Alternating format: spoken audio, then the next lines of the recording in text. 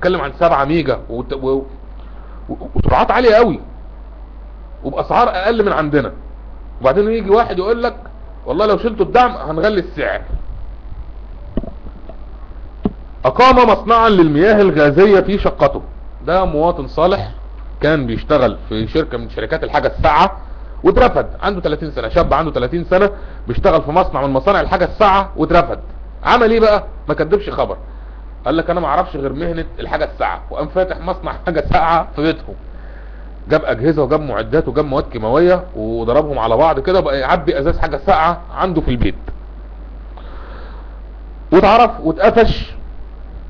والمشكلة مش في القصة دي كلها، المشكلة في تعليقات الناس على موقع جريدة الاهرام. الناس قالت ايه بقى؟ 90% من التعليقات بتقول يعني خلوه يشتغل، ما عادي، ايه المشكلة ما يعمل مصنع في بيتهم يعني، ما ايه الضرر في كده يعني، ما يعمل مصنع في البيت، اديله فرصته يا اخي. ما كل المصانع الكبيرة دي كانت اساسها مصانع صغيرة، اشمعنى هو يعني؟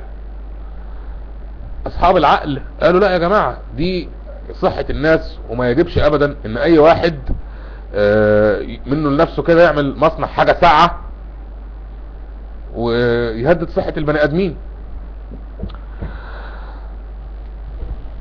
انا مش قادر افهم احنا ليه عندنا الحياة بقت صعبة قوي بالطريقة دي. يعني ليه واحد اصلا يترفد من شغله يعني؟ وليه لما هو يحاول يعمل لنفسه سبوبة يتمسك؟ طيب انت مسكته، طب هل هتحبسه؟ هو مضطر، ما هو يعني ما ده لو ما لقاش ياكل ويشرب هيموت. احداث مريبة وغير طبيعية بحديقة حيوان الجيزة. خبر من على موقع BBC. ايه بقى الاحداث المريبة والغير طبيعية؟ التكاثر المطرد للاسود. الاسد، حيوان الاسد بقى فيه منه 53 فرد، في 53 اسد في حديقة حيوان الجيزة.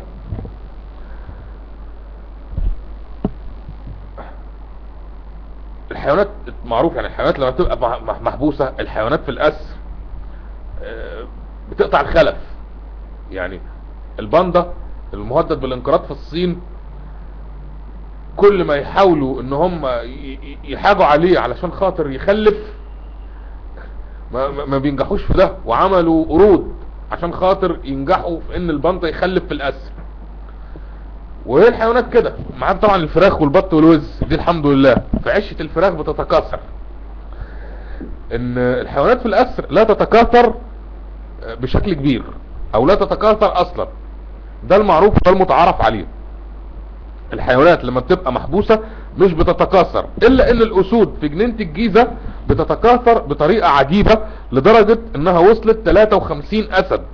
فدكاترة الجنينة بدأوا يعملوا ايه بقى؟ يجربوا دواء منع الحمل في سابقة هي الاولى من نوعها في العالم. يجيبوا مرات الاسد، طبعا هو اسمها قبيح شوية فمش هقدر اقوله، يجيبوا مرات الاسد ويدوها منع الحمل، ومع ذلك ما نجحش موضوع منع الحمل ده شأنها شأن اي انثى مصرية يعني، انها شديدة الخصوبة، يدوها منع الحمل برضو تخلف، لغاية ما بقى عندها 53 عيل او 53 حفيد.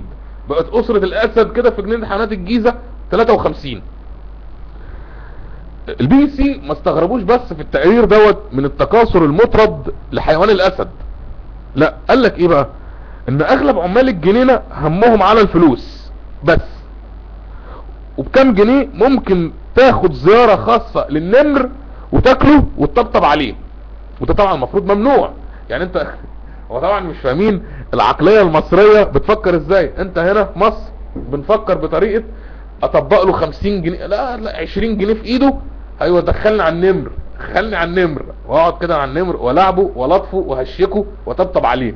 ده كلام خطير جدا، لان النمر لو قام انتوا عارفين يعني هقول ايه، هياكله والله يخليه، هو يبقى هو اللي جابه لنفسه.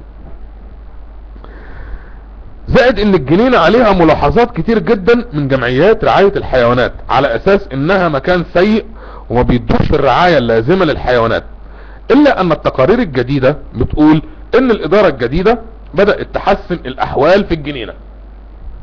والله انا شايف ان جنينة الحيوانات مهما كان هي مكان حلو للخروج والفسحة ومكان حلو للزيارة، وانا نفسي والله يعني انا بعدي عليها على طول ورايح جاي على جنينة الحيوانات باستمرار، يعني ببقى نفسي ساعات كتير والله اخش العب جوه شوية، بس الزحمة اللي احنا فيها واليوم العصبي ده وهنروح بسرعة ونرجع بسرعة ما بيديش فرصة للواحد ان هو يتفسح في الاماكن دي. يعني انا بدعو كل اصدقائي ان نيجي في يوم نروح نتفسح ونلعب مع الاسد. وده كان اخر خبر جنينة الحيوانات. وقبل ما اقفل احب اتوجه باجمل التهاني الطيبة لصديقي هيثم فرج اللي كان عيد ميلاده الاسبوع اللي فات.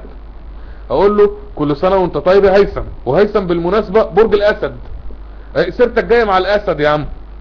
نقولها لك بالعربي كل سنة وانت طيب، ونقولها لك بالانجليزي هابي بيرث داي، ونقولها لك بالفرنساوي جويوز انيفرسير، وكل سنة وانت طيب يا هيثم. ويلا حالا بالا بالا حيوا ابو الفصاد. اشكركم، اتمنى ان الحلقة تكون عجبتكم، اتمنى انها تكون قدمت جديد وقدمت شيء مختلف وقدمت قدر من الاستفادة. موعدنا الاسبوع الجاي الساعة 12 بالليل من ابو رجب وحكايات ليها العجب.